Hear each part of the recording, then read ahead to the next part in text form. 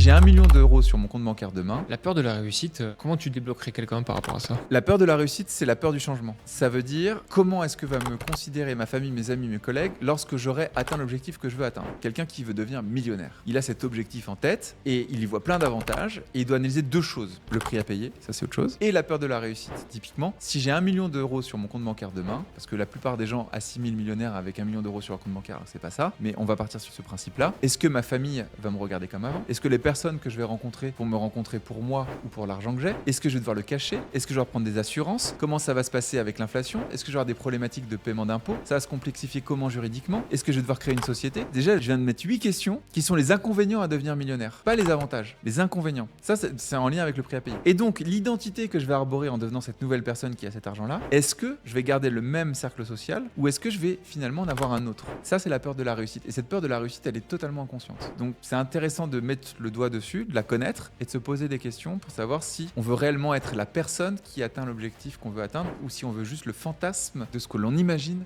de l'objectif.